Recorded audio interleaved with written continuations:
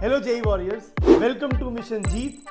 और अगर आप अपनी जेई की परफॉर्मेंस को इम्प्रूव करना चाहते हो तो इस वीडियो को ध्यान से और आखिर तक जरूर देखें। इस क्लास का प्लान सिंपल है।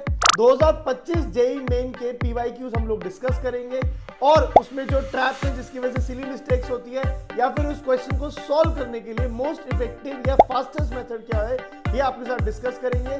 तो कॉपी पेन रेडी कर लो, बिना टाइम वेस्ट करे हुए let's start with these PYQs.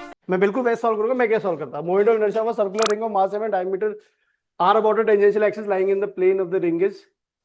तो मैं देख लूंगा ये वही क्वेश्चन है, मैं मुझे देखा है क्योंकि इतना आसान तो हो नहीं सकता जीवन में कुछ भी। Half M R square. ठीक है, आगे चलो। A wheel of radius 0.2 meter rotates freely about its center when a string that is wrapped over its ring, इसका रेडियस हमें दे रखा है, और when a string wrapped over its ring pulled by a force of 10 Newton, the established torque produces an angular acceleration of 2 radian per second square. Okay, moment of inertia of the wheel is okay. So 10 is equal to I alpha. ठीक है, and 10 is equal to 10 into R, which is 0.2 meter, is equal to I alpha. Alpha is 2, तो I is 1। इसमें इन्होंने जी दे रखा है। जी क्यों दे रखा है मुझे समझ नहीं आ रहा है, जरूरत तो लग नहीं रही इस केस में जी की, क्योंकि एमजी तो एमजी से टॉर्क नहीं होगा। और मेरे दिमाग में एक थॉट और चल रहा है कि wrapped over its rim pulled by a force, कोई इक्वेशन और लिखने की जरूरत तो मुझे कुछ है नहीं, तो आई 1 आ जाएगा, तो ये 1 मैं मार्क कर दूंगा। आगे चलते हैं। Which of the following a correct expression of torque acting on the body? Torque is equal to d by dt of r cross p, ये भी ठीक लग रहा है हमें। d by r cross dp by dt, ये भी ठीक लग रहा है। Torque is equal to I alpha, मुझे पता है कि गलत है, ये ठीक लग रहा है। ऐसे सभी ठीक से लग रहे हैं। ए और ए कहाँ है? बी सी डी तो है बस। ओहो, ये तो है नहीं। कुछ इसके आंसर कॉपी करने में प्रॉब्लम हुई है क्या? B D and E only. एक सेकेंड, तो पंगा हो गया। इस क्वेश्चन में कुछ गड़बड़ लग रही है सर ये ऑप्शन नहीं था, ए ऑप्शन है ही नहीं ना। ऐप पे भी नहीं था। ठीक है, तो अगर मैं बी की बात करता हूं तो बी मुझे ठीक लग रहा है। बी डी एंड ई, गलत कौन सा लग रहा है इसमें? बी भी ठीक लग रहा है, सी भी ठीक लग रहा है, सर डी भी वैसे ठीक एक लग बी रहा है, सी डी भी एंड ठीक ई लग रहा है। ऑप्शन तो है। बस ये डी वाला मुझे थोड़ा सा गड़बड़ लग रहा है कि डी वाले में मैं थोड़ा कंफ्यूज हूँ। तो बी सी और ई वाला तो कोई ऑप्शन है भी नहीं यहाँ पे। तो मैं ठीक है, बी सी और ई वाला ऑप्शन मुझे कुछ दिख नहीं रहा। बेटा मुझे सॉल्व करने दो ना बस अभी। मैं गलती करूंगा अभी, डोंट वरी, मैं I will come back to this. हमें इसका सोल्यूशन भी दिखे कितने कैसे गलती करी हमने। बी डी और ई तो नहीं लग रहा, डी गलत लग रहा है, सी एंड डी भी गलत लग रहा है। B C D and E only, B C D and E भी एक बार को ठीक लगता है। और ए बी डी, अरे नहीं तो चारों ऑप्शन में डी है। इसका मतलब ये इन्होंने सही माना हुआ है, वैसे तो गलत करा हुआ है। ये सही माना हुआ है, टॉर्क आई अल्फा के बराबर हमेशा नहीं होती है ट्रू। तो फिर यही होगा, B C D and E only. तो ये वाला क्वेश्चन, ये वाला ऑप्शन ठीक होने की उम्मीद है। Let us move on. चौथा क्वेश्चन जो है, टाइम कितना हो गया? 4 मिनट हो गए, shit. Moment of inertia of a rod of mass m and length l about an axis passing through its center. Rod of mass m and length l about an axis passing through its center, normal to its length is alpha. Alpha is basically ml square by 12. Okay, now the rod is cut into 2 equal parts. These parts are joined symmetrically to form a cross shape. Okay, fine. एक part का मास m/2 हो जाएगा, length भी l/2 हो जाएगी। ठीक है, symmetry moment of inertia of this passing through its centre normal to the plane. तो इसका दोनों को ऐड करना होगा, तो m/2 into l/2 का होल स्क्वायर अपॉन 12 का ट्वाइस, विच इज अगेन ये ट्वाइस कैंसिल हो जाएगा, 1/4 ऑफ ml स्क्वायर बाई 12 आ जाएगा, तो m अल्फा बाई 4। ये मुझे ठीक लग रहा है। ठीक है, आगे चलते हैं। Guys you can also try solving it in the same time ना, आपस में गप्पे मारने से अच्छा सॉल्व कर लो तुम भी। A, B, C and are this solid sphere and spherical shell respectively with same radius mass as the place closest to. The moment of inertia of the system about PQ is x by 15, I where I is the moment of inertia disk about the diameter. A is disk, this is solid sphere and this is shell. Okay, और जो I है वो जो value है वो mr square by 4 है, ठीक है। और ये सॉलिड स्फेयर वाला इधर की तरफ मुझे पता है 2/5 एम आर स्क्वायर है, तो ये मुझे पता चल जाएगा 7/5 एम आर स्क्वायर। तो जो न्यू आई डैश हम निकाल रहे हैं वो M R square by 4 plus 2/5 sorry 7/5 M R square plus मुझे इसका सेंटर 2/3 5/3 एम आर स्क्वायर ये भी पता है। अब बस मुझे कैलकुलेशन करनी पड़ेगी, गुस्सा आ रहा है कैलकुलेशन करने में। एम आर स्क्वायर तो कॉमन आ गया, 4 5 3 का 20 और 3 60 15 प्लस 7 इंटू 12 84 प्लस 5 इंटू 20 100 184 199। हाँ हाँ हाँ हाँ हाँ। तो एम आर स्क्वायर 199 बाई 60। नहीं, इसमें तो पंगा होना चाहिए था, कुछ 15 कैंसिल होना चाहिए था, कहीं कुछ मैंने गलती तो नहीं करी है। We will have to assess that. 15 7 into 12 5 into 30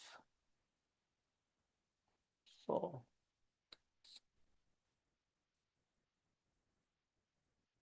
system about P Q is, P Q ये वाली लाइन है, ठीक लग रहा है ये तो।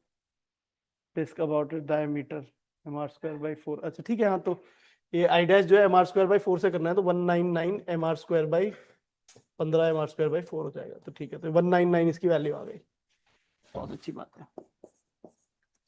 ठीक है, तो ये मेरा सॉल्व हो गया। आगे चलते हैं, छठे क्वेश्चन पे आते हैं। 5 मिनट हो गए, 7 मिनट हो गए 5 क्वेश्चन में। चलो ठीक है। Rod of linear mass density lambda and length L is bent in the form of ring of radius R, moment of inertia ring about any diameter is. तो रिंग का मोमेंट ऑफ इनर्शिया डायमीटर के about M R square by 4 होता है। M R square by 4 की जब मैं बात करता हूँ, एम जो होता है वो होता है लैम्डा इंटू एल हो जाएगा। आर जो हो जाएगा वो 2 पाई आर लैम्ड एल के बराबर है, तो एल बाई सॉरी हाँ एल बाई 2 पाई हो जाएगा आर जो है अपॉन ड्रिंग है ना, रुक जाओ 2 हो जाएगा, ये रुक जाओ 2 हो जाएगा यहाँ पे। हाँ, तो लैम्डा एल क्यूब, ये तो सब में ही आ रहा होगा, नीचे 2 into 4 pi r square 8 pi square आगा, तो 8 M L cube 8 pi cube. ये गलत, ये ठीक हो गया, फोर्थ वाला ठीक आ गया हमारा यहाँ पे। आगे चलते हैं, 7वें क्वेश्चन की अगर मैं बात कर रहा हूँ, तो अगर square lamina of length 10 centimetre is pivoted at O forces this is remain stationary, then the magnitude of F is. यहाँ पे एक एफ फोर्स लग रही है, टॉर्क को बैलेंस करना है, तो एफ की वजह से टॉर्क हो जाएगी एफ इंटू एल, और इस 10 की वजह से टॉर्क हो जाएगी, इसको सपोर्ट करेगी एफ एल वाली को, क्योंकि वो भी एंटी क्लॉकवाइज होगी, 10 इंटू इसका डिस्टेंस भी एल है, प्लस ये 10 वाली दूसरी साइड पे आएगी 10 इंटू एल, और ये वाली तो नहीं रहेगी, इसकी वजह से भी क्लॉकवाइज 10 इंटू एल ऐसे कुछ आ जाएगा। जब मैं यहाँ पे बैलेंस करूंगा फोर्सेस को, तो एफ की वैल्यू आ जाएगी 10, एफ की वैल्यू 10 आ जाएगी, तो दैट इज ओके। आगे चलते हैं। 8th question, a force of 49 Newton acts tangentially at the highest point of the sphere of mass 20 kg. 49 Newton acts tangentially at the highest point of the sphere of mass 20 kg. Okay. And kept on a rough horizontal surface, rose and then the acceleration of the center of the sphere is. इस point के about अगर मैं देखूंगा तो 49 solid sphere है, 49 into 2r is equal to इस point के about into alpha, तो solid sphere 7/5 mr square alpha. They want acceleration of the centre, तो r और r को कैंसिल कर दो, ये एक्सेलरेशन ऑफ द सेंटर है, तो ACM इज 5 इंटू 49, ये 7 कैंसिल हो जाएगा इसमें, 7 इंटू 14 इंटू 5 70 बाई मास। मास कितना है इसका, मास 20 किलो, 3.5 ऑप्शन भी है, तो that is great. Moving on, 8 questions 9 minutes, ठीक है सही चल रहे हैं अभी तो हम। A cord of negligible mass is wound around the rim of a wheel supported by spokes and by with negligible mass। अच्छा, इसको बेसिकली रिम ऑफ व्हील, ये रिंग की तरह ज्यूम करना है। The mass of the wheel is 10 kg, the radius is 10 centimeter, it can freely rotate without any friction, initially the wheel is at rest, if a steady pull of 20 Newton is applied, the angular velocity of the wheel after the cord is bound by 1 meter, 20 newton into 1 metre, ये आपका work हो गया force की वजह से। That should be equal to half I omega square. Omega पूछा है ना, क्योंकि एंगुलर वेलोसिटी पूछ रहे हैं, एक्सेलरेशन निकाल के भी कर सकता था, बट ओमेगा पूछा है तो एक्सेलरेशन क्यों निकालूं। Half I, I is ring मानना है, तो एम आर स्क्वायर 10 इंटू 0.1 का स्क्वायर इंटू ओमेगा स्क्वायर, ये नीचे 10 बच गया, 200, 400, ओमेगा की वैल्यू 20 आ गई, 20 रेडियन पर सेकंड मेरा जवाब हो गया। आगे चलते हैं। 10वें क्वेश्चन में, thin solid disc of 1 kg rotating along its diameter axis at the speed of, okay disc है 1 किलो की, वो अपनी along its diameter axis, diameter axis मतलब ये वाली एक्सिस के वो रोटेट कर रही है 1800 आरपीएम से। 1800 आरपीएम का मतलब है 60 से डिवाइड कर दूंगा तो इतने रोटेशन पर सेकंड, 60 से डिवाइड करूंगा तो जीरो कैंसिल हो जाएगा, 30 रोटेशन पर second into 2 pi which is 60 pi radian पर second. If we apply a torque of 25 pi Newton meter for 40 seconds, ठीक है, then the speed increases to 200 diameter of the disc is okay. तो I alpha, sorry I torque को time दे रखा है तो मुझे पता चल जाएगा कि एंगुलर इंपल्स जो है that is equal to change in angular momentum, and change in angular momentum में जो इनिशियली एंगुलर इंपल्स है वो कितना है, सॉरी एंगुलर इंपल्स हो जाएगा 25 पाई इंटू 40, 25 पाई इंटू 40।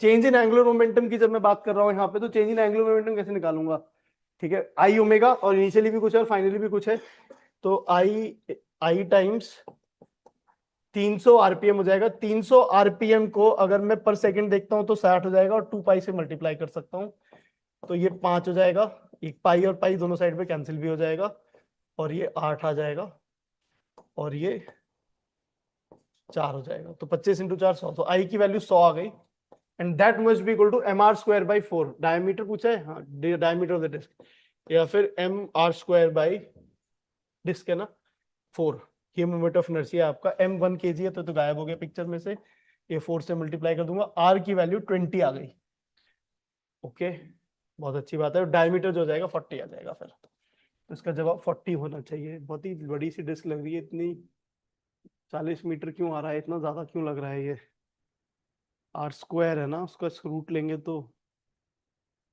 ठीक है 10/4 ठीक लग रहा है, ओके ग्रेट, r20 आ रहा है। 11वें पे चलते हैं।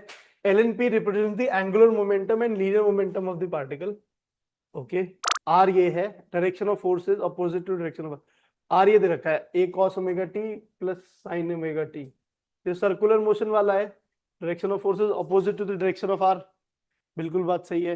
एंगुलर मोमेंटम की डायरेक्शन तो किसी रैंडम डायरेक्शन में होती है, ये भी नहीं है। Opposite to the direction of L cross P, L जो है वो इधर की तरफ है, P जो है वो इधर की तरफ है, अगर opposite to the direction of L cross P में, जब opposite to direction of R मुझे दिख ही रहा है तो आई थिंक लार्जली तो मेरे लिए खत्म हो ही जाएगा, force is equal to ma। I think why the hell they confuse me so much, ये L और P क्यों लेके आए वो पिक्चर के अंदर, L क्रॉस P, मैं मतलब एक बार फिर भी सोच लेता हूँ कि एक पार्टिकल ऐसे घूम रहा है ये सर्कुलर पाथ में, एक cos ओमेगा t और sin ओमेगा t, तो ऐसे कुछ है, ठीक है। और जो एंगुलर मोमेंटम है R जो वेक्टर है R cross V angular momentum इधर की तरफ है out of the plane, momentum वाला वेक्टर इधर की तरफ है, तो इसमें अगर मैं देखता हूँ L क्रॉस P की जब बात करता हूँ तो वो इधर की तरफ आ रहा है, तो इधर की तरफ L क्रॉस P आ रहा है, तो इसके ऑपोजिट, तो ये भी गलत हो गया, तो ठीक है, तो इसलिए मतलब ठीक है, ये वाला ठीक लग रहा है मुझे 1 वाला। आगे चलते हैं 12th वाले क्वेश्चन की जब मैं बात कर रहा हूँ, टाइम बचा है, हाँ टाइम तो बच रहा है। A solid sphere with uniform density and radius r is rotating initially with constant angular velocity omega 1 about its diameter. After some time during the rotation, mass of uniform rate, losing mass at a uniform rate with no change in its shape. The angular velocity of the sphere when its radius become r by 2 with no change in its shape. Okay, when its radius become r by 2 is x omega 1. The value of x is what? Okay so एक solid sphere है जो rotate कर रहा है initially constant angular velocity से, बहुत अच्छी बात है।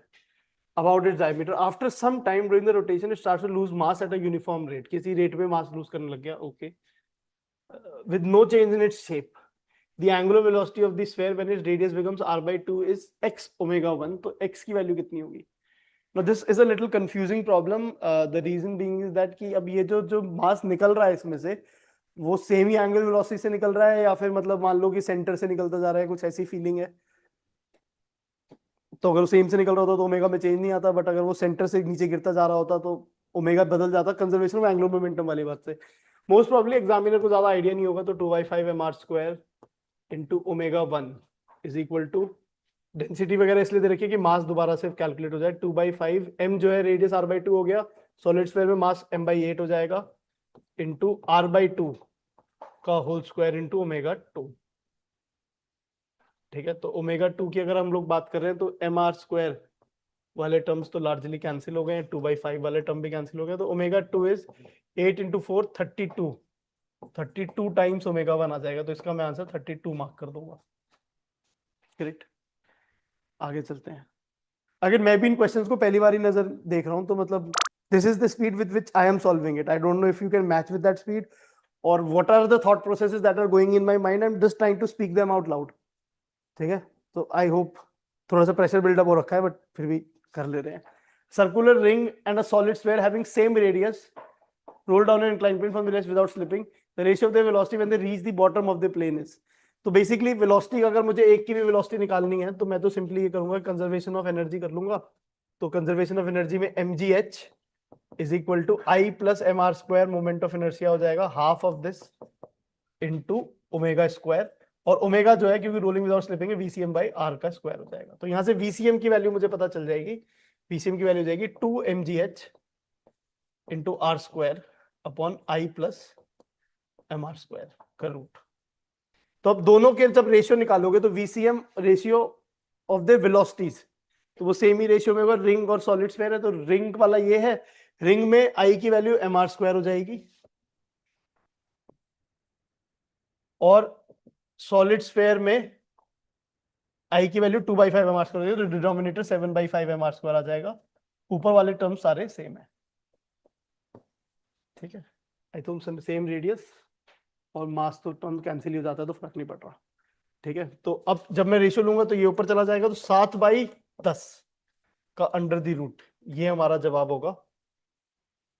ओके, रुक जाओ, 2 ये 2 mr² है, 2 नहीं 7/10 शायद नहीं हुआ, एक बार देखना पड़ेगा दोबारा से। 1/रूट के अंदर रिंग वाला जो है वो नीचे आ जाएगा, 2 आ जाएगा नीचे, और ये 7/5 वाला ऊपर चला जाएगा। तो 7/2 इंटू दिस 3.5, ये कहानी आ रही है। सर्कुलर रिंग रोल डाउन कर रहे हैं, सॉलिड स्फीयर रोल डाउन कर रहे हैं।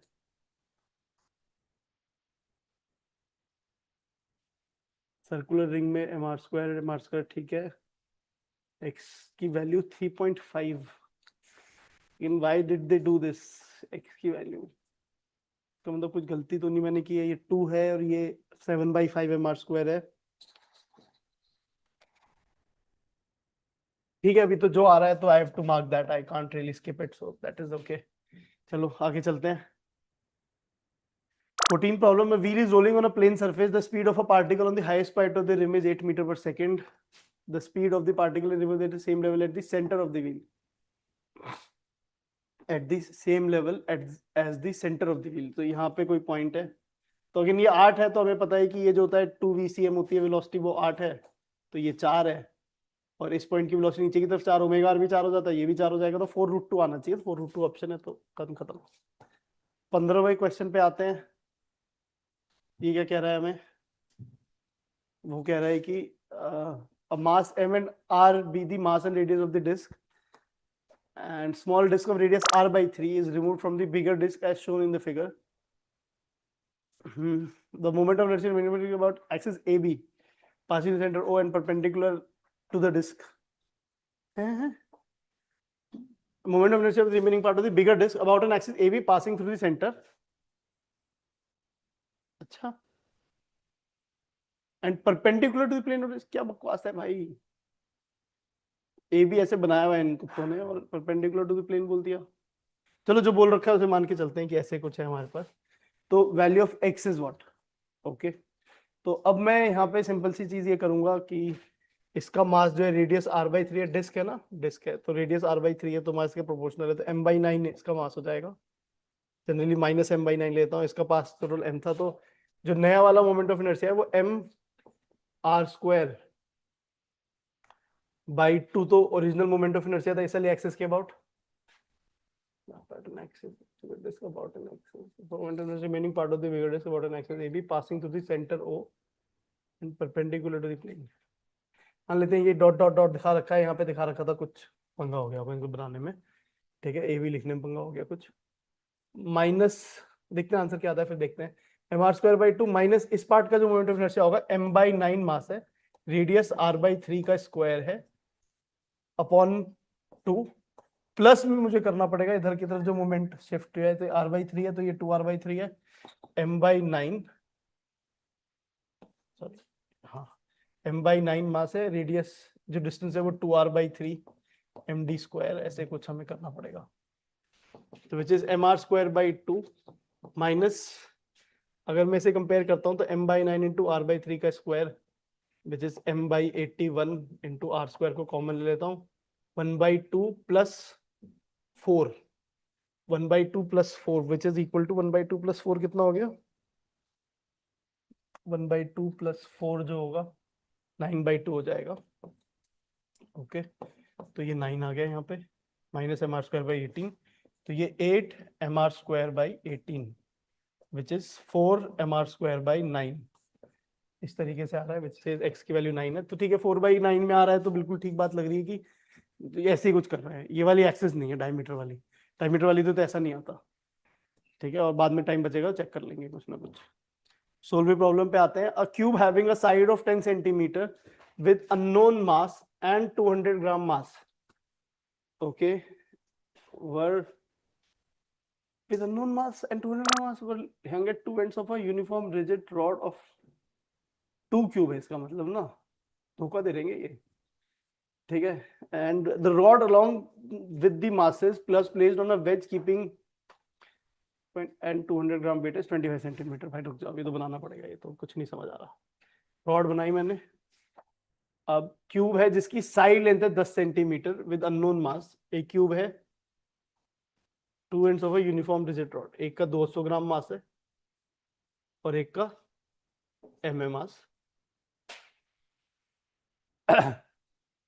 ओके रॉड है अलोंग रॉड ऑफ 27 सेंटीमीटर की रॉड है, okay with masses was kept in place keeping the distance between the wedge point and 200 gram weight is 20 centimetre 25 centimetre, 200 ग्राम और veg point के बीच का जो वेट है वो 25 सेंटीमीटर रखा हुआ है, अच्छा बिल्कुल यहाँ चिपका दिया ऐसे, ठीक है। Initially the masses were not at balance, a beaker is placed beneath the unknown mass and water is added slowly to it, इसमें पानी डाल दिया, at a given point the masses were in balance and half the volume of the unknown mass was inside the water, okay take the density of unknown mass is more than that of the water, mass did not absorb water and water density is this, okay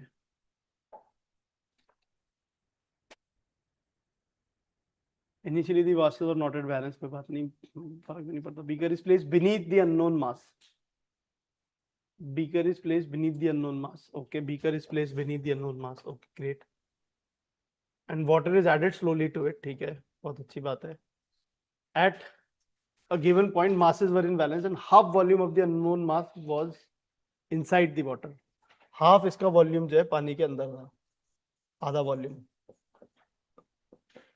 ठीक है okay अब कुछ समझ आ रहा है, half volume of the water निकालना क्या है भाई,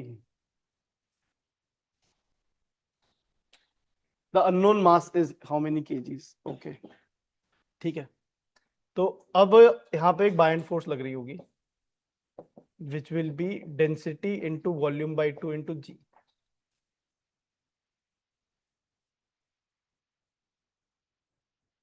ठीक है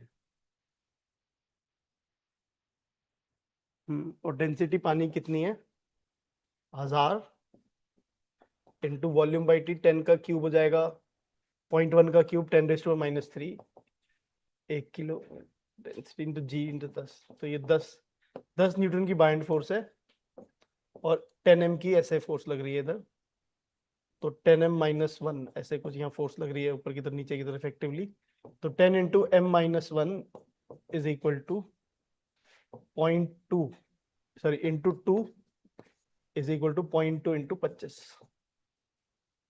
0.2 इंटू 25 में करूंगा तो 25 2.5 5 हो जाएगा इधर, 5/20, 1/4 हो जाएगा ये तो।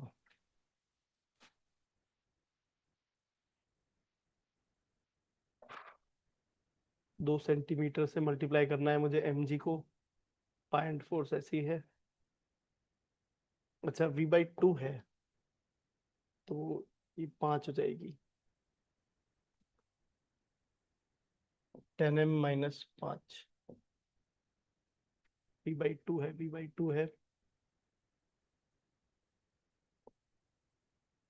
mg माइनस 5, ये नेट फोर्स 10m माइनस 5, ये नेट फोर्स नीचे की तरफ लग रही है, इसकी वजह से जो टॉर्क होगी वो 2 × 10m माइनस 5 होगी and 27 centimetre long. Again this is the point where I leave this question to be honest, but I have time, so I'm just exploring it. This is the last question, so 0.2 × 25, which is 5/5 ही तो होगा। मैंने 5/20 क्यों किया इसे? एक second लग जाओ, दोबारा से कर लेता हूँ। 5/2 प्लस 5, 7/15/2 इज 10m। m की वैल्यू है 0.75 kg।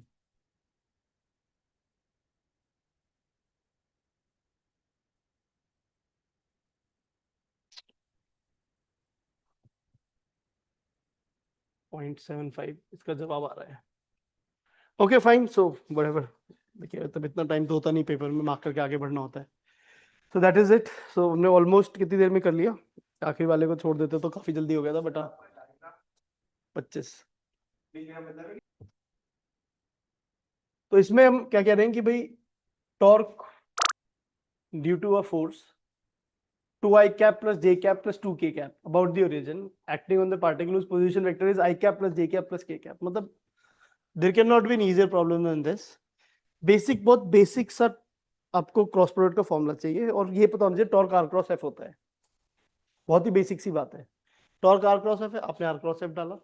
r क्रॉस f की वैल्यू निकालने के लिए i j k position vector particle का दे रखा है 1 1 1, अबाउट ओरिजिन आपको निकालना है तो वही पोजीशन वेक्टर ये है, और फोर्स जो है 2 1 1 2 1 2। इसकी वैल्यू निकालनी है आपको। आप आई कैप में क्या मल्टीप्लाई दिमाग में करोगे तो 2 - 1 कितना 1, माइनस जे कैप में क्या हो जाएगा 2 - 2 0, प्लस के कैप में क्या मल्टीप्लाई करेंगे 1 - 2 - 1, तो I cap minus K cap. ऐसे जवाब आ जाएगा हमारे सामने। आगे चलते हैं। Same equation, coordinates of particle with respect to the origin ये पढ़े, तो इसका आर जो है I cap plus J cap plus K cap है 1 1 1 ना। इफ अ फोर्स, इतनी फोर्स उस पर एक्ट कर रही है, then magnitude of torque is what? Torque निकालो, उसका मैग्नीट्यूड निकालो। टॉर्क निकाल के टॉर्क का आई कैप जे कैप के कैप वेक्टर निकाल लो, उसका मैग्नीट्यूड निकालना आता है ना। आई कैप जे कैप के कैप वाले किसी वेक्टर का 1 a² + b² + c² का रूट ऐसे कुछ रहेगा, ठीक है। अच्छा, और उसमें भी अगर आप देखोगे तो ये z डायरेक्शन वाला बताना है, तो ऑलवेज आसान हो जाएगा, कुछ करने की जरूरत नहीं है। जो आपका r क्रॉस f आएगा उसमें z वाले का मैग्नीट्यूड ले लेना, ठीक है। कुछ नया हो नहीं रहा है इस क्वेश्चन के अंदर, ठीक है। यू शुड रियलाइज दैट, कुछ बहुत बड़ी बात नहीं है। A uniform circular disk of radius r and mass m is rotating about an axis perpendicular to its plane passing through its center। Okay, इस एक्सिस में रोटेट कर रहा है। A small circular part of radius r/2 is removed from the original disk। Original disc से एक r/2 radius का part remove कर दिया और आपसे ये पूछ लिया कि find the moment of inertia remaining part of the original disc about the axis. तो जो पार्ट रिमूव किया उसका मास कितना होगा? पहली बात तो अगेन यूनिफॉर्म सर्कुलर डिस्क है, पूरा मास m था, तो ये r/2 रेडियस वाले का मास m/4 हो जाएगा, हाँ या ना। और इस जो पार्ट रिमूव किया, अगर मैं इसका -m/4 बोल दूं एक सेकंड मास, या m/4 ही माइनस में बोल दूं, तो इसका जो मोमेंट ऑफ इनर्शिया आएगा -m/4। डिस्क का मोमेंट ऑफ इनर्शिया इस एक्सिस के अबाउट कितना होता है? अगर कोई भी डिस्क है हमारे पास, अगर इसका मास m' है तो m' के टर्म्स में निकालूंगा तो इस वाली एक्सिस के अबाउट m'(r²/2) होगा, r/2 का स्क्वायर, और r/2 और है तो m'(r/2) का square upon 2 plus m' into r/2 का स्क्वायर 1/8 प्लस 1/4 3/8। तो इसका जो मोमेंट ऑफ इनर्शिया आ जाएगा -m/4 into 3/8 R square, which is -3/32 m r square. Overall moment of inertia कितना था हमारा? ओवरऑल मोमेंट ऑफ इनर्शिया जो था हमारा वो था 9 into sorry m into R square by 2, minus में हमें क्या करना है 3/32 m r स्क्वायर। ये हमारा जो रिमूव्ड पार्ट के बाद जो रिमेनिंग पार्ट है उसका मोमेंट ऑफ इनर्शिया ऐसे आ जाएगा। और ये 1/16 सॉरी 16/32 है, 16 माइनस 3 13/32, 13/32 m r स्क्वायर इसका सही आंसर आ जाएगा। कोई नई प्रॉब्लम नहीं है, सिंपल सी प्रॉब्लम है।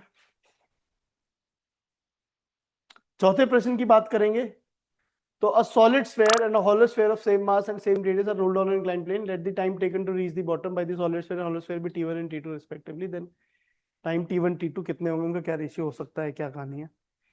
तो अगेन मेरे को तो इस क्वेश्चन को वैसे देखते ही पता है किसको ज्यादा घुमाना ज्यादा आसान है, सॉलिड स्फीयर को, हॉलो स्फीयर को। सॉलिड स्फीयर को घुमाना ज्यादा आसान है क्योंकि सॉलिड स्फीयर का मोमेंट ऑफ इनर्शिया कम होता है हॉलो स्फीयर से।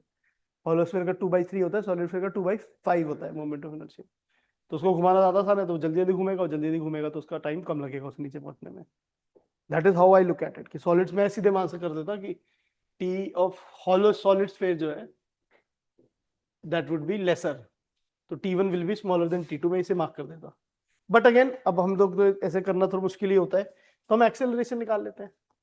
ACM की बात करेंगे तो कुछ लोगों को याद है g sin theta upon 1 plus k square by r square आपका एक्सेलरेशन है। कुछ लोगों को ऐसे याद है, कुछ लोग ऐसे भी कर सकते हैं कि यार mg sin थीटा इधर की तरफ फोर्स है, जो आपका acceleration of centre of mass होगा MACM, और या फिर हम torque equal to I alpha जब लगाएंगे तो mg sin theta is equal to I plus mr square into R, I plus mr square into alpha. हमें अल्फा आर की वैल्यू चाहिए, तो अल्फा ACM की वैल्यू अल्फा आर हो जाएगी, and that is mg sin theta into R square upon I plus mr square.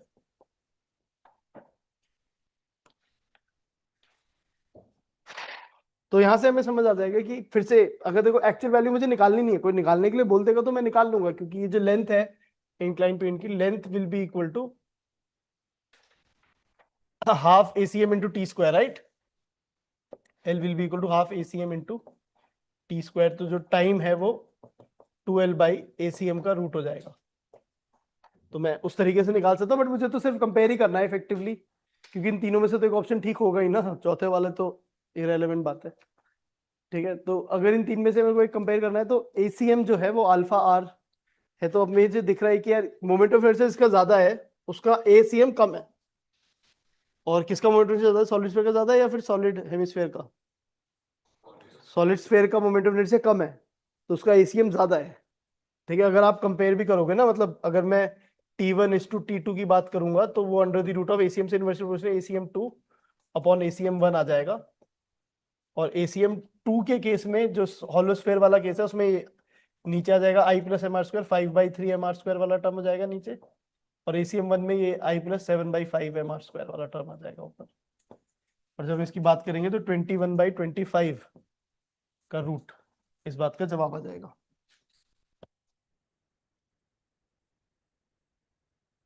21/25 का root इसकी बात का जवाब आ जाएगा।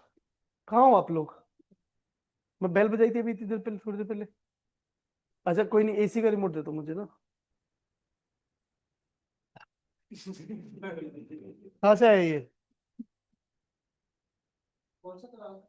कोई नहीं, बस ठीक है, हो गया, मिल गया रिमोट।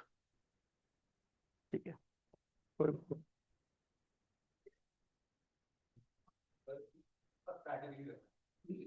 तुक्का स्ट्रैटेजी नहीं, जरूरी नहीं है खाली फर्स्ट ठीक और फोर्थ ठीक ना हो।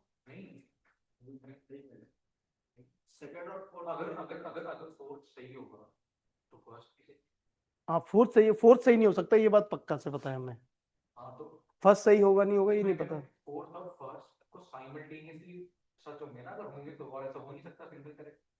अरे मेरे भाई, ऐसा हो सकता है ना, वन ठीक हो फोर ठीक ना हो।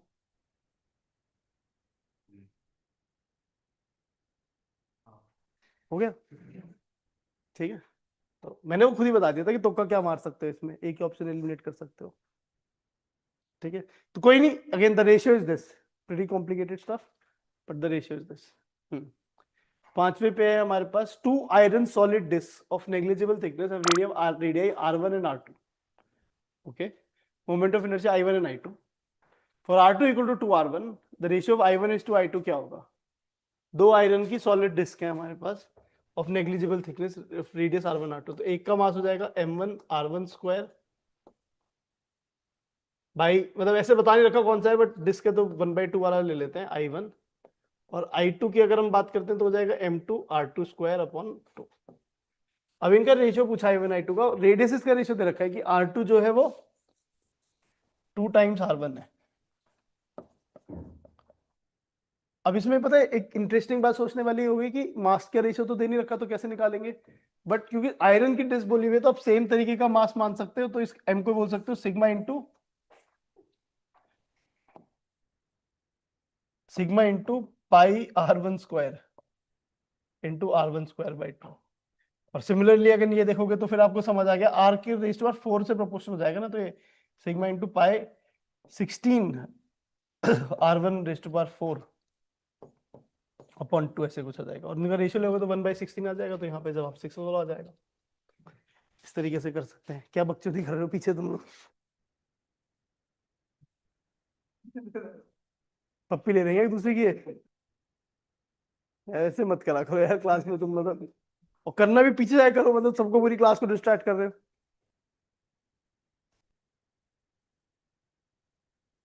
वो कौन सा आर्टिकल है जो क्या कहते हैं ऐसे सेम, मतलब सेम सेक्स मैरिज को अलाउ करता है? पता नहीं, अब तो अलाउ नहीं करता, बट कौन सा आर्टिकल है तुम्हें तो पता होगा। ये मुझे पता नहीं, तभी तो तुमसे पूछ रहा हूँ। हाँ, मुझे क्यों पता है, जनरल नॉलेज भी एक चीज होती है भाई, मतलब ये छोड़ने की जो तुम्हें इफेक्ट करता है वो सिर्फ तुम्हें पता होता है, और कुछ नहीं पता होता तुम्हें, क्योंकि तुम हो, एक दूसरे से प्यार करते हो तुम। अभी तुम पप्पी ले रहे हो एक दूसरे की है, बट तुम प्यार नहीं करते, हाथ पकड़ के बैठते हो तुम, बट तुम एक दूसरे से प्यार नहीं करते।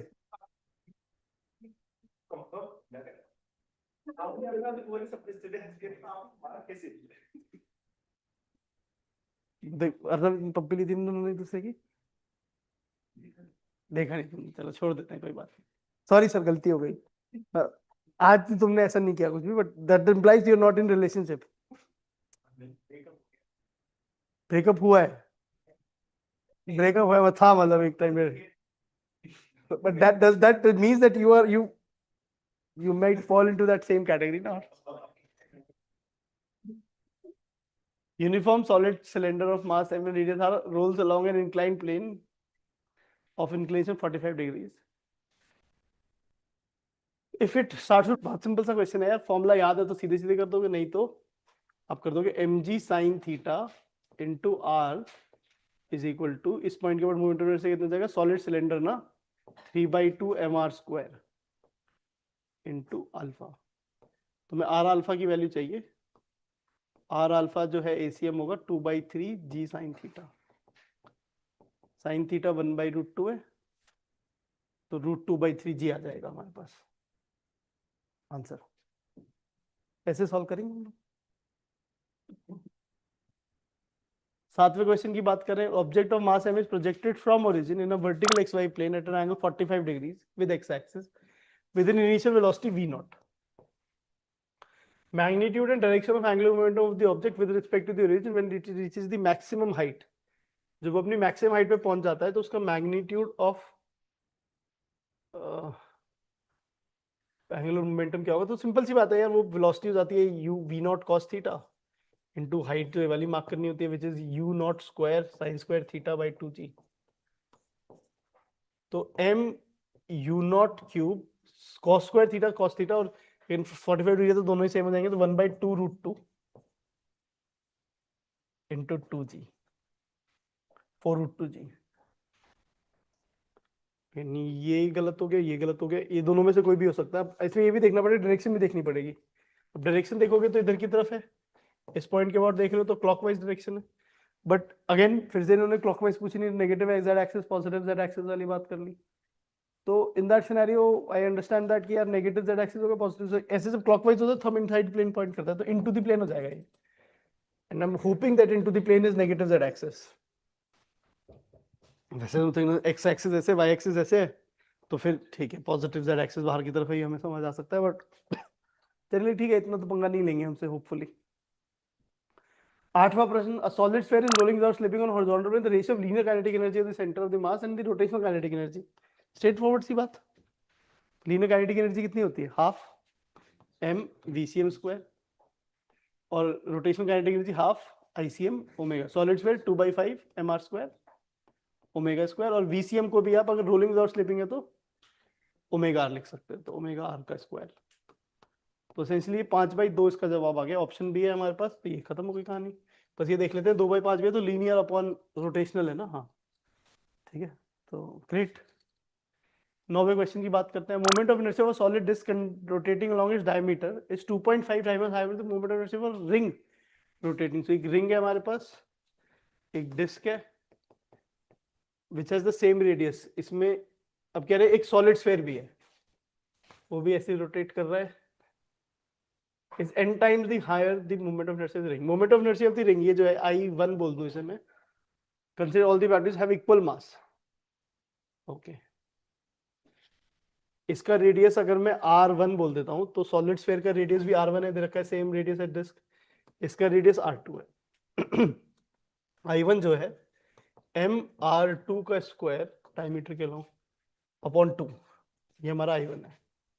डिस्क के लिए I2 जो है वो m तो m ही है, R1 स्क्वायर बाई 4 है, और ये बात बोली हुई है कि ये वाली जो वैल्यू है वो 5/2 times m into R2 square by 2 है। तो यहां से एक बात हमें समझ आ जाती है कि R1 स्क्वायर जो है वो 5R2 स्क्वायर के बराबर है।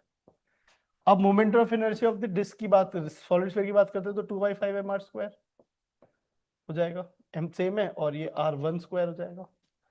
अब वो इनर्शिया ऑफ रिंग के टर्म्स में सोचना चाहते हैं, तो रिंग का जो रेडियस है इसको R1 को R2 के टर्म्स में लिख दीजिए, तो ये 2/5 into m into 5R2 square ऐसे कुछ आ जाएगा। 5 और 5 कैंसिल हो जाएंगे तो 2mR2 स्क्वायर इस तरीके से आ जाएगा हमारे पास। तो यहाँ पे जो जवाब होगा वो n टाइम्स हायर है, तो वो 2 टाइम्स हायर है, ऐसा कुछ आ जाएगा। Just a matter of calculation, तीनों का मोमेंट ऑफ इनर्शिया का फॉर्मूला पता होना चाहिए और कैलकुलेशन की बात है, ठीक है। कभी 4 लगाता हूँ डिस्क में, कभी डिनोमिनेटर में 2 लगाता हूँ, समझ आता है ना कि परपेंडिकुलर टू द प्लेन वाली जो एक्सिस है और जो डायमीटर वाली एक्सिस है उनमें क्या फर्क है। A circular disc of radius r and mass m is rotating around the axis perpendicular to the disc. An external torque is applied such that theta is ये. How much power is delivered by the torque at when t is equal to 2 seconds? Torque की वजह से power तो हमने पढ़ा है क्या होता है, tau into omega. Now in this question omega की वैल्यू आपको पता है सीधे सीधे 10t माइनस 8, और अल्फा की वैल्यू पता चल जाएगी 10 है। टॉर्क कितना हो जाएगा, आई अल्फा आया ना, और ओमेगा हमने निकाल लिया 10t माइनस 8, तो 2 सेकंड पे 20 माइनस 8 12 हो जाएगा, ये 10 है। तो आई की वैल्यू कितनी है, M disc circular disc rotating around the axis perpendicular to this mr square by 2 into alpha is 10 into 12, तो ये 120/2 60 mr स्क्वायर। ऑप्शन भी है, तो ये क्वेश्चन हो गया राइट, ठीक है। 11वें वाले क्वेश्चन की बात करते हैं। क्वेश्चन देख के अच्छा तो लग रहा है हमें। आर ए दे रखा है alpha 1 T square plus alpha 2 T के कैप अल्फा 3 टी के कैप, आर बी दे रखा है हमें अल्फा 1 अल्फा 2 अल्फा 3 की वैल्यू दे रखी है अगेन, और सिमिलरली बीटा 1 बीटा 2 बीटा 3 की वैल्यू दे रखी है यहाँ पे, कुछ एक पी के टर्म्स में और कुछ एन के टर्म्स में, यहाँ पे ये बात है। At t equal to 1 second, VA का magnitude is equal to VB का magnitude and velocities are perpendicular. तो VA का magnitude is equal to VB का मैग्नीट्यूड, तो मतलब which basically would mean कि mod VA equal to mod VB and VA dot VB is 0, तो वो दोनों परपेंडिकुलर है आपस में। पूछा क्या है, t equal to 1 second magnitude of angular momentum of the particle with respect to the position of the particle B is what. तो अगेन यहाँ पे जब हम कैलकुलेशन करेंगे तो VA के लिए तो dRA/dt कर लोगे तो 2t i cap plus 3n j cap plus 2k cap, और वीवी के लिए इसको डिफरेंशिएट कर लेंगे 2i cap minus 2t j cap plus 4p k cap.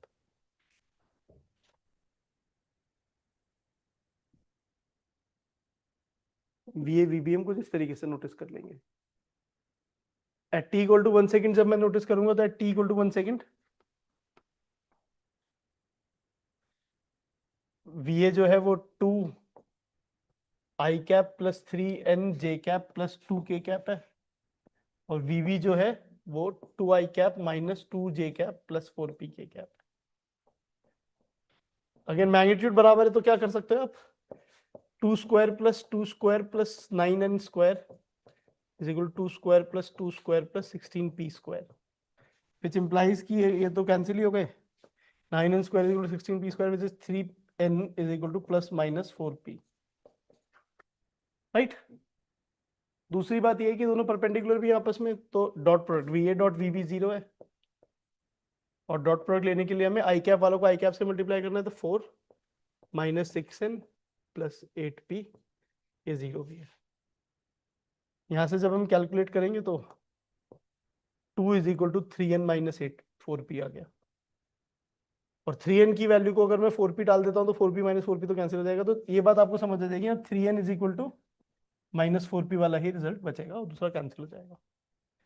तो माइनस 4p को 3n डाल दोगे तो 6n इज इक्वल टू 2, तो n की वैल्यू 1/3 आ गई है, और n की वैल्यू को 1/3 डालोगे तो p की वैल्यू माइनस 1/4 आ गई है। However, this question is already pretty lengthy. अभी तक ही बहुत मेहनत लग चुकी है, अब तक आंसर आ जाना चाहिए था, बट अभी और मेहनत भी कराएंगे आगे। इस पॉइंट पे बड़ा मुश्किल टाइम होता है कि हम ऑलरेडी 2 मिनट लगा चुके हैं, 3 मिनट लगा चुके हैं क्वेश्चन में, अब फर्दर आगे लगाए ना लगाएं, देख लेते हैं।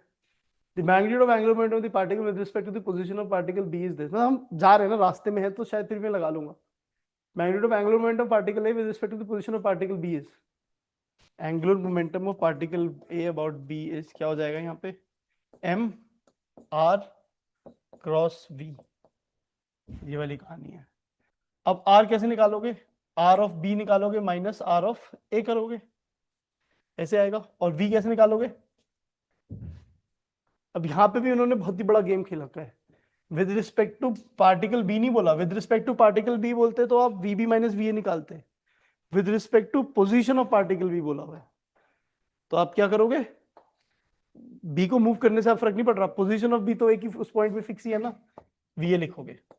बड़ा ही अजीब बात है, to be honest, this is not something which is a straightforward argument कि आप ऐसे ही लिख सकते हो, ठीक है। तो खाली वी ए लोगे, तो वी ए की वैल्यू हमें पता है 1 सेकंड पे कितनी है, 3n पता चल गया हमें, तो m कितना है 1 kg, R B minus R A निकालोगे तो देखो t इक्वल टू 1 सेकंड पे ये 1 i cap plus 3n is again 1 j cap, 2t is again 2k cap, और ये 2 i cap minus 1 j cap plus और माइनस 1 k कैप।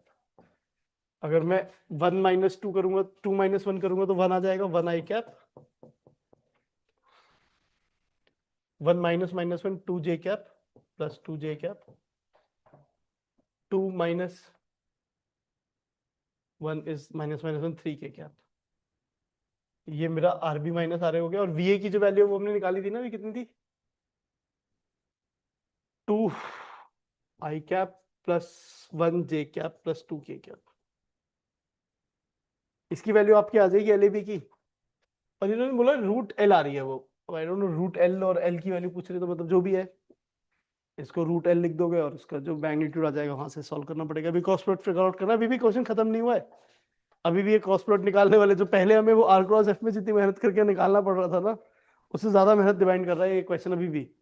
तो ठीक है, अब जो भी सिचुएशन है, अब तो क्या करें, मतलब कुछ ऐसे लेंथी क्वेश्चन में फंस जाते हैं ना, तो थोड़ा सा टाइम वेस्ट हो जाता है, और ऊपर से अगर ऐसा हो जाए उसमें गलती होने का चांसेस, तो पोजीशन वाली जो बात है विद रिस्पेक्ट टू बी में जनरली सब लोग ये सोच रहे होंगे कि रिलेटिव वेलोसिटी और रिलेटिव पोजीशन निकाल के फिगर आउट कर लेंगे, but with respect to the position of B, मतलब ये समझ रहे हो एक जो वर्ड है, मतलब आई डोंट इवन एक्सपेक्ट कि उनको पता होगा जो प्रोफेसर पेपर बना रहे हैं जेई मेन का ना, कि उनको ये बात पता होगी कि उन्होंने क्या पंगे ले लिए हैं, पर ठीक है, दैट्स ओके, जो भी है वो है, कुछ कर तो सकते नहीं इस बात का। कौन बनाता है? सीरियसली?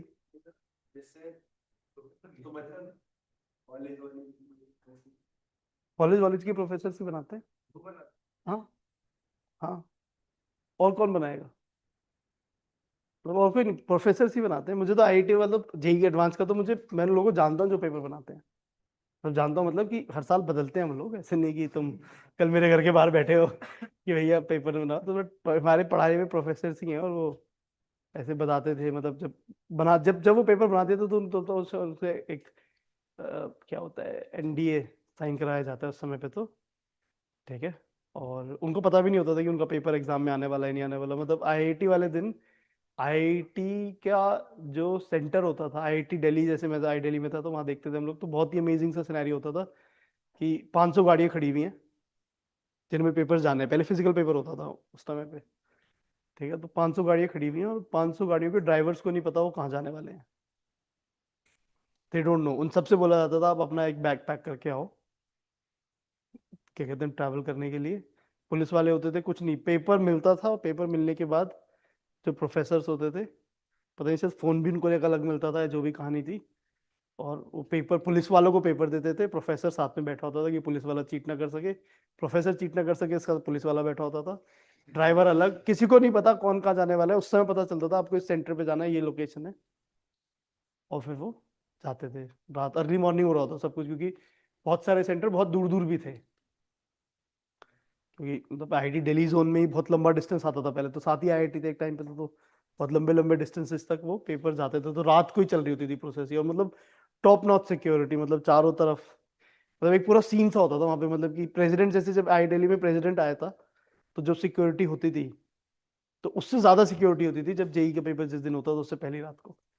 ठीक है। मतलब बाहर से एंट्री वेंट्री सब बैन, सब कुछ। हमें लगता था हमारा पेपर ले रहे हो, हम ना कुछ खाने जा सकते ना कुछ कर सकते। ठीक है, कोई बात नहीं, दैट्स ओके। अब तो ऑनलाइन होता है, तो अब तो बस लास्ट मिनट पे उसे पुश करना होता है पेपर को ऑनलाइन। हाउएवर अगेन, हम बात करते पिछली बार, बस पे रिसर्च नहीं करी, करता हूँ जाके रिसर्च। उससे बात कर लूँगा, एनटीए का जो ड्राइंग डायरेक्टर है।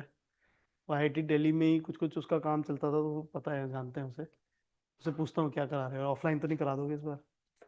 बताएगा नहीं, वैसे कोई बताता नहीं है सारी इन्फॉर्मेशन ना। कोई नहीं, will figure out cell. Three equal masses m are kept at vertices a, b, c of an equilateral triangle in free space.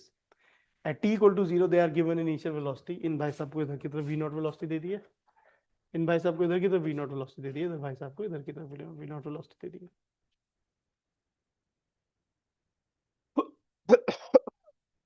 If the three masses interact gravitationally, then the magnitude of the net angular momentum of the system at the point of collision is what?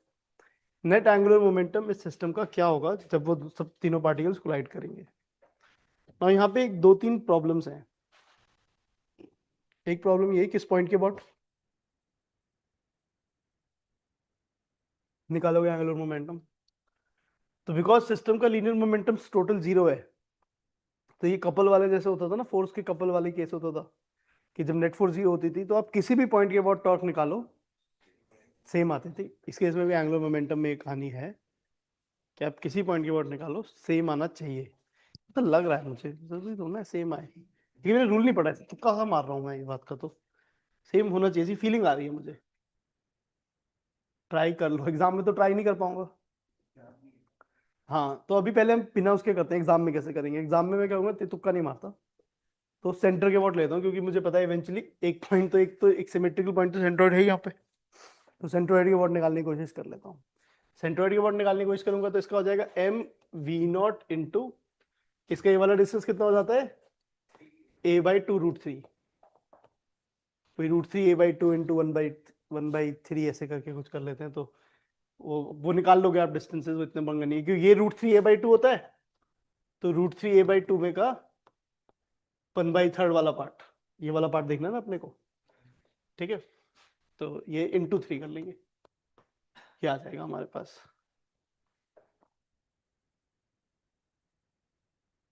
तो ये हो गया basically √3 a/2 AmV0। तो ये आ गया हमारे पास जवाब इसका तीसरा, राइट। इसी चीज को अगर मैं दूसरी बात करता हूं कि यार ये जो पॉइंट है इस पॉइंट के अबाउट निकालने की कोशिश कर लेता हूँ। तो इस पॉइंट के अबाउट निकालने की कोशिश करता हूँ तो मुझे समझ आता है कि यहाँ पे इसका वेलोसिटी कुछ ऐसे है, तो वी नॉट मास m है और ये डिस्टेंस √3/2 है। और इंटरेस्टिंग बात है, इसकी वजह से और इसकी वजह से तो एंगुलर मोमेंटम जीरो ही होगा इस इंस्टेंट पे। तो ये कहानी आ गई, सेम ही वैल्यू आ रही है, विच अगेन हमारी बात तो सच हो रही है कि अगर नेट लीनियर मोमेंटम सिस्टम का जीरो है तो आप किसी पॉइंट के बाद एंगुलर मोमेंटम निकालो सेम आएगा। तो इस क्वेश्चन में नहीं भी दिया था पॉइंट इन्होंने तो भी हमारे को कोई प्रॉब्लम नहीं थी, पहली बात। दूसरी बात, इन्होंने एक्चुअली पूछा था angular momentum of the particle जब ये टकराते हैं, तब उस समय टकराने वाली वेलोसिटी निकालनी पड़ेगी। That is a very complicated, distance भी बड़ा अजीब सा हो जाएगा उनके बीच का जब टकराएंगे। तो एक्चुअली में बात ये थी इसमें कि आप इसी इंस्टेंट का निकाल लो, कोई प्रॉब्लम नहीं है, क्योंकि सिर्फ इंटरनल फोर्सेस लग रही है इनके ऊपर, तो एंगुलर मोमेंटम कंजर्व रहेगा, एंगुलर मोमेंटम कंजर्व रहेगा। इस वजह से आप सीधे सीधे वही कर सकते हो। ठीक है, तो अब नहीं निकाले तो ठीक है, डन।